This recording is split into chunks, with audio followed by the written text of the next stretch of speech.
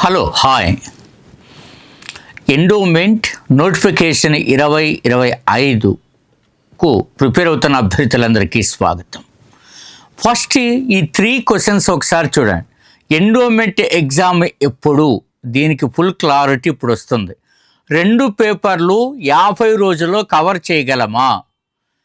రెండో క్వశ్చన్ అది. 3 ఆంధ్రప్రదేశ్లో ఏమి చదవాలా? ఫస్ట్ 50 రోజుల్లో అని నేను పదాన్ని వాడాను అంటే దాని అర్థం నవంబర్ చివరి వారంలో అన్నది. ఈ రోజున ఇప్పుడు ఈ వీడియో చేసే సమయానికి, మీరు ఈ వీడియో చూసే సమయానికి ఉన్న ఖచ్చితమైన ఇన్ఫర్మేషన్. ఈ ఇన్ఫర్మేషన్ నేను 20 రోజుల ముందు కూడా చెప్పాను, అది ధృవీకరిస్తున్నాను. ఆ తర్వాత ఏపీపీఎస్సీ కొత్త నిర్ణయం తీసుకుంటే మనం చెప్పలేం.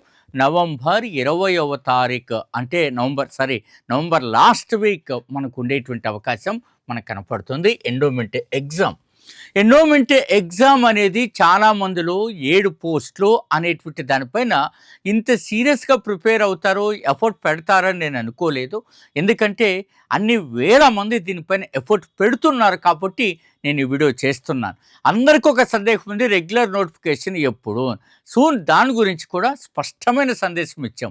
మీరు ఎప్పుడైనా సరే ఒక్కొక్కసారి నోటిఫికేషన్ ఆలస్యం అయితే తర్వాత ఆ ఆలస్యాన్ని కవర్ చేయడానికి చాలా త్వరగా కూడా పూర్తి చేస్తారు. ఇందులో మీరు ఏదైతే మీరు ఈ ప్రిపరేషన్ పైన గట్టిగా పట్టున్నారో మనం చూడాలి. ఒకటి జనరల్ స్టడీస్ 2 పేపర్లు, ఒకటేమో 50 రోజుల్లో 2 పేపర్లు కవర్ చేయాలంటే మీకు ఖచ్చితంగా ఒక ప్రీవియస్ నాలెడ్జ్ అనేది దీనిపైన ఉండాలా. ఏపీపీఎస్సీ ఏ తరహా బిట్ అడుగుతుందో తెలియాలి.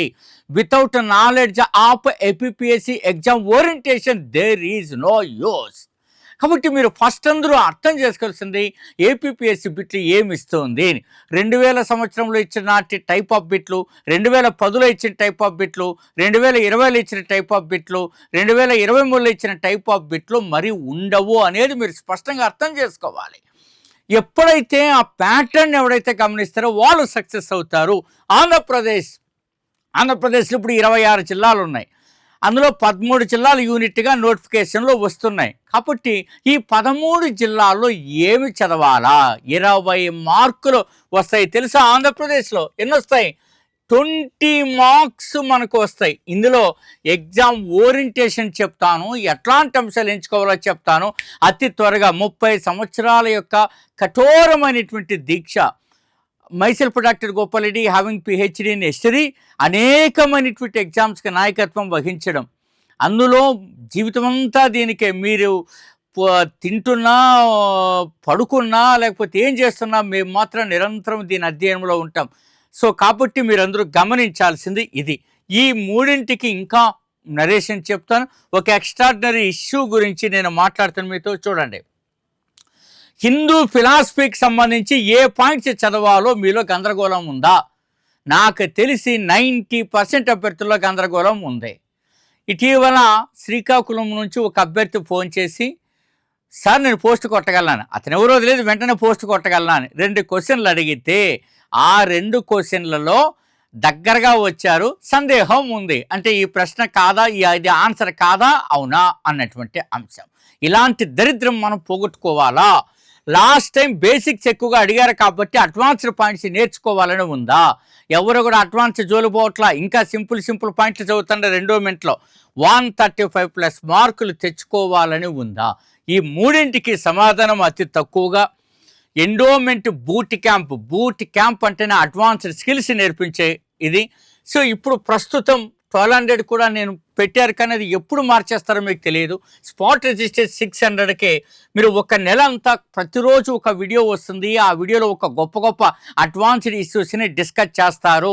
ఎక్కడెక్కడ కెలికినవన్నీ కూడాను. 55 సంవత్సరాల అనుభవం ఉండి 73 సంవత్సరాల వయసు కలిగిన డాక్టర్ కట్టమూరి చంద్రశేఖరం గారు మహాభారతంలో పిహెచ్డి చేసి వారు బృందం తయారు చేసినవి నేను చట్టం పైన, లేకపోతే వేద సంస్కృతి పైన, పట్టాదార పాస్ పుస్తకాల పైన, లేకపోతే దత్తత కుటుంబాల అంశాలపైన, ఇలాంటి భిన్నమైనటువంటి అంశాలపైన అప్ టు డేట్ ఇష్యూతో ఇది ఒక నెల టైంలోనే మీకు సింపుల్గా సోది లేకుండా సూటిగా స్పష్టంగా చదివేటువంటి అన్నిటిపైన గ్రాస్ప్ తెచ్చి ఇస్తారు మిత్రులారా. అందుకనే ఇది అక్టోబర్ 12 స్టార్ట్ అవుతుంది కాబట్టి నవంబర్ 12 వరకు ఉంటుంది. ఆ తర్వాత ఏపీపీఎస్సీ ఓరియంటేషన్తో 150 బిట్లతో ఒక ఫుల్ మోడల్ టెస్ట్ కూడా మీకు నిర్వహిస్తారు. దానికోసం ఇక్కడ చేయాల్సిన వాట్సాప్ను రిక్వెస్ట్ పెట్టండి. స్పాట్లో మీరు 600. ఎప్పుడైనా గమనించండి, మనలాంటి పెద్ద సంస్థల నుంచి ఎప్పుడు ఇట్లాంటి అవకాశము రాలేదు, రాదు కూడా. రెండోది సర్వర్ కూడా సరిపోదు. కానీ ఎందుకు గోపాల్ రెడ్డి నువ్వు ఈ క్యాంపు పెడుతున్నావంటే ఇందులో అడ్వాన్స్డ్ స్కిల్స్ ఎలా ఉంటాయో, సీనియర్సు ఒక ఎక్స్పర్ట్ ఆ అంశాలను కెలికితే సబ్జెక్టు పైన పట్టు ఎలా వస్తుందో మీకు తెలియచెప్పడానికి కేవలం ఈ ప్రోగ్రామ్ని ఎంచుకోవడం జరిగింది. ఇది మీకు ఒక అవకాశంగా తీసుకొని చూసుకోండి. సో దీనికి మంచి డెమో కూడా పెడతారు, చూసుకోండి. రైట్. అంతేకాకుండా super strategic course, first of it's kind in Indian competitive history. ఎక్కడైనా ఒక కోర్సు తీసుకొని ఆ కోర్సుకి వ్యూహాలు రాయడం గమనించారా? ఈ వ్యూహాలు అనేటువంటివి ఇప్పుడు అమలవుతున్నాయి. మొత్తం సెకండ్ పేపర్కి 50 వ్యూహాలు రాయాలన్న ఆశ, ఆ 50 వ్యూహాల దిశగా మనం కొనసాగుతూ ఉన్నాం. గొప్ప గొప్ప వ్యూహాలు, ఒక్కొక్క వ్యూహం రాసే కొద్దీ సబ్జెక్ట్ పైన మీకు పట్టు వస్తుంది, అలాగే బుర్రలో ఉండిపోతుంది. అంతేకాకుండా ఈ టెస్ట్ సిరీస్ మైక్రో లెవెల్కి వెళ్ళి కేవలం శ్రీరాముడి పైన ఒక టెస్ట్, రాముల వారి పైన అనేక రకాలైనటువంటి బిట్లు దీంట్లో మనకు వస్తాయి. రైట్. చెప్పాల్సినవి నేను చెప్పాను. ఇక మీరు గమనించాల్సిన అంశాలన్నీ ఇప్పుడు నేను మాట్లాడతా, చూడండి మిత్రులారా. ఎండోమెంట్ ఎగ్జామ్కి సంబంధించి మీరు చేయాలంటే ఎట్లాంటి అంశాలు ఎంచుకోవాలి? 50 రోజుల్లో అంటే ఇప్పుడు నేను జిఎస్లో కొన్ని పాయింట్లు చెప్పాను, ఎండోమెంట్ ప్రతిరోజు చెప్పాను కాబట్టి 50 రోజుల్లో 2 పేపర్లు అవగొట్టి ఏపీపీఎస్సీ నేను సిద్ధంగా ఉన్నాను, కమాన్ అనేటువంటి ధైర్యం, కాన్ఫిడెన్స్ మీలో రావాలంటే ఇప్పుడు నేను చెప్పిన విధంగా మీరు ప్రిపేర్ అవ్వండి. First of it's kind.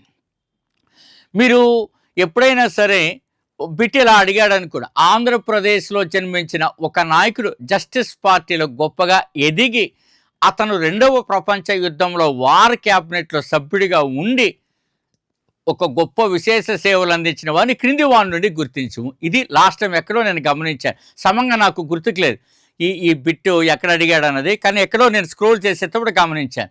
రాయగలరా మీరు ఇలాంటి బిట్లు వచ్చినప్పుడు? రాయలసీమలో పుట్టిన ముద్దుబిడ్డ ఎవరో గుర్తించగలరా? ఎట్లాంటి అంశాలు వస్తున్నాయో మీరు గమనిస్తున్నారా?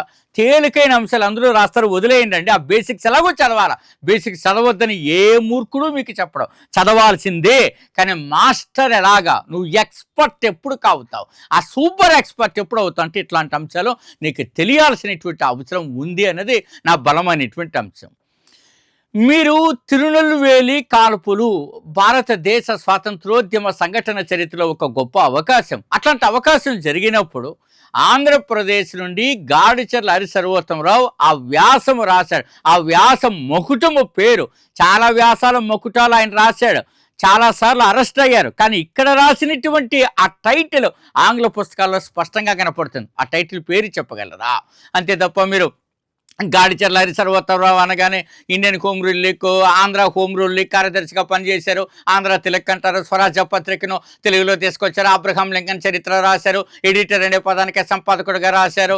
అంతేకాకుండా రాయలసీమ అనే పదాన్ని తొలిసారిగా అక్కడ మనం గమనించినప్పుడు నంద్యాల సమావేశంలో ఈయన పాల్గొన్నాడు. ఇట్లాంటి I'm not interested those kind of basic points. What my interest is here. ఇందాక అడిగినటువంటి ప్రశ్న మీకు రావాలా? అలాగే నేషనల్ మూవ్మెంట్ మీరు గట్టిగా జనరల్ స్టడీస్లో గమనిస్తారు కదా, అలాంటి గమనించేటప్పుడు ఎప్పుడైనా కానీ లాస్ట్ టైం ఏమడిగాడు మీరు గమనిస్తే కన్నా చాలా గమనించండి. ఆధునిక భారతదేశ చిత్రకళల భరతమాత అనేటువంటి కాన్సెప్ట్ని ప్రవేశపెట్టింది ఎవరు? So this is the most important. Who was introduce Bharatmata the concept in modern painting in Indian history. That is the most important మిత్రులారా. చాలా చోట్ల మీరు గమనించే ఉంటారు. ఆంధ్రప్రదేశ్ నుండి గతంలో ఎట్లాంటివి అడిగాడు ఇవి గమనిస్తే ఇప్పుడు నేషనల్ మూవ్మెంట్ ఇలాంటి గమనించాలి. భింబెట్కా గుహలో గమనించారు కదా, అందరికీ తెలిసి మధ్యప్రదేశ్లో ఉన్నాయి, భోపాల్కి దగ్గరగా ఉన్నాయి. I'm not interested. ఇందులో గ్రూప్ 1 స్థాయికి పెట్టేటాడు. భింబెట్కా గుహలు ఎవరు కనుగొన్నారు అనేది ఫస్ట్ పాయింట్. భింబెట్కా గుహలు ఎన్ని వేల సంవత్సరాల క్రితం యొక్క చరిత్ర తెలియజేస్తాయి. ఈ రెండింటి ఐడియా ఉండాలి. ఇవి వింధ్య పర్వతాల పాదభాగంలో ఉన్నాయా, మధ్య భాగంలో ఉన్నాయా, నైరుతిలో ఉన్నాయా, ఈశాన్యంలో ఉన్నాయా, ఆ పాయింట్ పై నీకు క్లారిటీ రావాలా. అర్థమవుతుందా? ఇక్కడ చెప్పేటువంటి అంశాలు చాలా ఇంపార్టెంట్. ఇందులో ఇవి pre historic rock art painting, pre historic పూర్వ చారిత్రక యుగపు రాతి చిత్రకళకు ఏ రంగులు వాడారు అనేది కూడా స్టేట్మెంట్స్లో వస్తాయి. ఈ 4 స్టేట్మెంట్స్ పైన నీకు పట్టుంటే నీకు బింబెట్కా గుహలో తెలిసినట్టు. ఈ రకమైన ప్రిపరేషను, ఈ రకమైన అధ్యయనం నువ్వు శ్రీ మేఘన థింక్ ట్యాంక్ ఛానల్ ఫాలో అయినప్పుడు మాత్రమే తెలుస్తుంది. ప్రతి కాంపిటేటివ్లో ప్రతి మాస్టర్ ఏ వీడియో చేసినా తన యొక్క నైపుణ్యాన్ని, తన యొక్క జ్ఞానాన్ని బయటపెట్టి, ఇదిగోయా నేను ఈ నాలెడ్జ్ని అందిస్తాను సో అని చెప్పి ఇది మా కోర్సులు ఉన్నాయని చెప్తాను. అలాగే నేను కూడా ఆ విషయం చెప్తుంటాను. మీకు ఎప్పుడైనా ఆ కోర్సు డీటెయిల్స్ వినడం ఆసక్తి లేదా ఆ ఒక్క నిమిషం మానేసి మిగతా అంతా వినొచ్చు కదా, వీడియో అంతా. మిగతా అంతా వీడియోలో ఎప్పుడు చెప్పడం గమనించారా? కోర్సు చెప్పిన తర్వాత మళ్ళీ ఏదో ఉండదు. వింటే ఆ స్ట్రాటజీ ఎవరైనా ఇండియాలో చెప్తున్నారు. పాఠము ఎక్కడైనా ఎవరైనా చెప్తారయ్యా, మీరు కూడా పాఠం చెప్పగలరు. I'm not interested. ఏది బిట్టు వస్తుంది, ఏది రాదనేది కదా కొంపలు నాశనం అయిపోతున్నాయి. అది తెలిస్తే నువ్వు ఆఫీసర్ అయిపోయినట్టే కదా, పోస్ట్ కొట్టినట్టే కదా. అది చెప్పాలని నా 30 సంవత్సరాల అనుభవం అందించాలని ఈ ప్రయత్నం చేస్తాను. ఇంకా ఆ పైన మీ ఇష్టం. So all the very best, me doctor Gopal day.